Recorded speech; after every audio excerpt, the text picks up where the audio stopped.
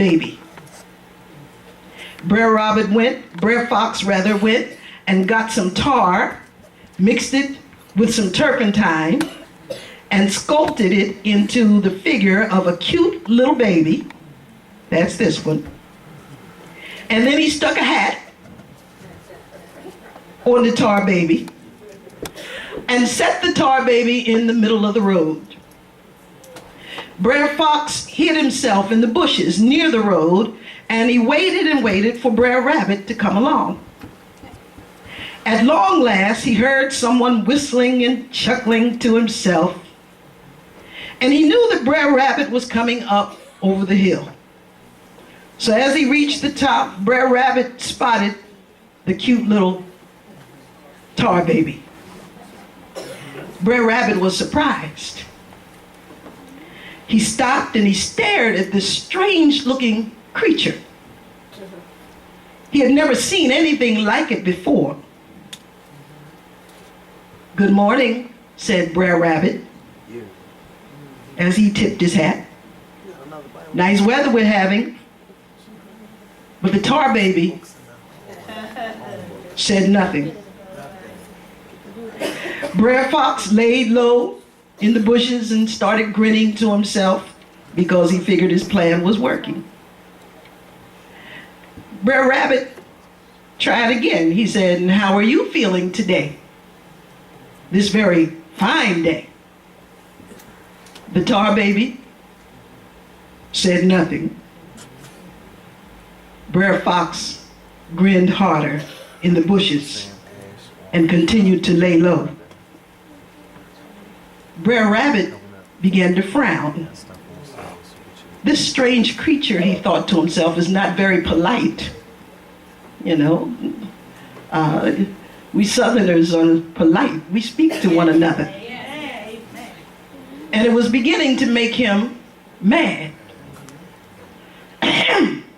Said Brer Rabbit loudly, wondering if the tar baby was deaf. "I said, how are you this morning?" The tar baby said nothing. Brer Fox curled up into a ball in the bushes, sniggling to himself, thinking that his plan was working. "Are you deaf or are you just rude?" demanded Brer Rabbit, losing his temper.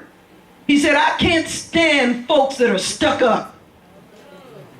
You take off that hat and say howdy do, or I'm going to give you a good licking." The tar baby just sat in the middle of the road, looking as cute as a button, but saying nothing at all. Brer Fox rolled over in the bushes, fit to bust, probably almost peed on himself. But he didn't dare laugh out loud. "I'll teach you," said Brer Rabbit, and he took a swing at the cute little tar baby, and his paw got stuck in the tar. "Let me go or I'll hit you again," shouted Brer Rabbit. The tar baby said nothing. "All right, fine, be that way," Brer Rabbit said, and he swung at the tar baby with his free paw.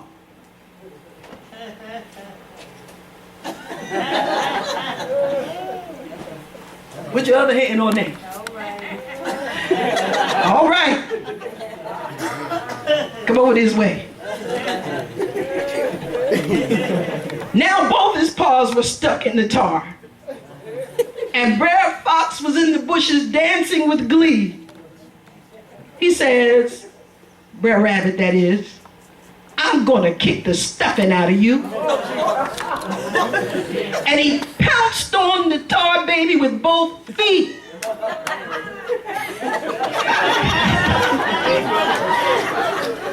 That's all right. His feet sank deep into the tar baby. And Brer Rabbit was so furious, he decided that he would headbutt the cute little creature until he was completely covered with tar. Headbutted him. Stuck. He was unable to move.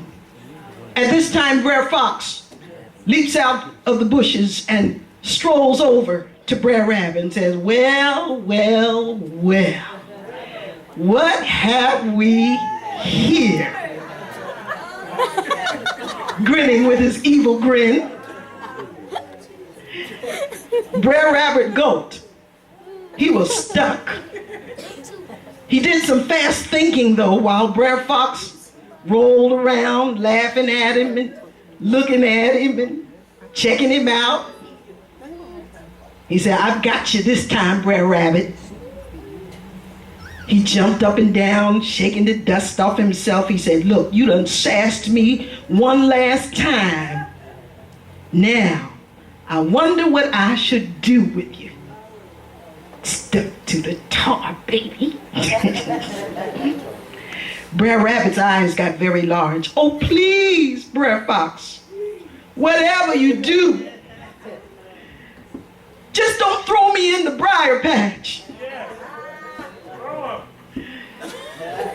Brer Fox said, maybe I should roast you. Yeah, I could start a fire and roast you and I could eat you.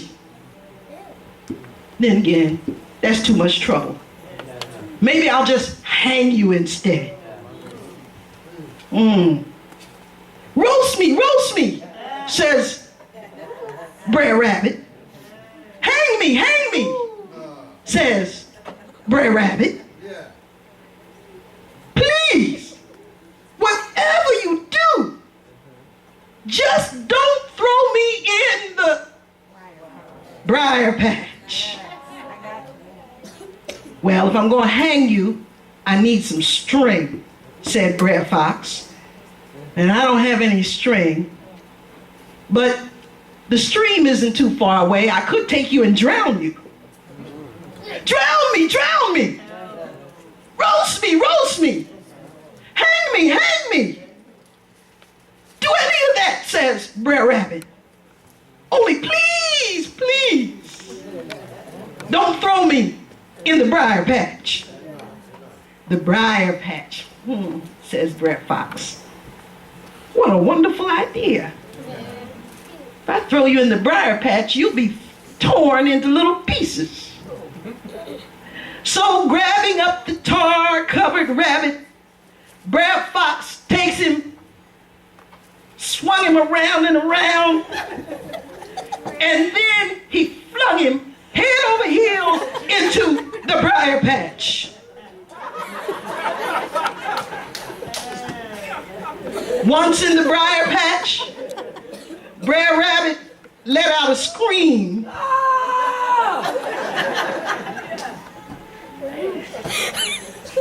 He screamed so hard that Brer Fox's fur stood up. Brer Rabbit fell into the briar bushes with a crash and a thump. But then there was silence. Brer Fox cocked one ear, listening for the pain, the whimpers of pain, the cries of pain. But he heard nothing. Brer Fox cocked his other ear toward the briar patch. He was listening for Brer Rabbit's death rattle. But he heard nothing. Then Brer Fox heard someone calling his name. Brer Fox! He turned around and looked up the hill. Brer Rabbit was sitting on a log, combing the tar out of his fur with a wood chip and looking very smug, and said, I was born and bred in the briar patch. All right. Oh yeah, born and bred in the briar patch. And Brer Rabbit skipped away as merry as a cricket, while Brer Fox grinded his teeth, thinking once again, he got me. And Brer Rabbit went off.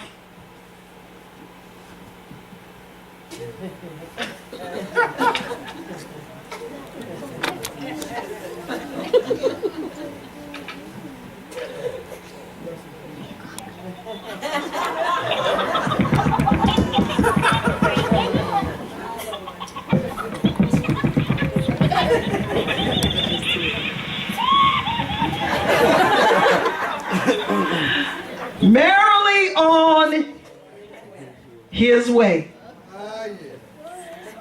What I'm trying to get you to understand today is that when you have been given a praise, circumstance will arise in your life that will try to prevent your praise. But God has given you something that you don't need really something else to help you to do what God has given you the privilege to do.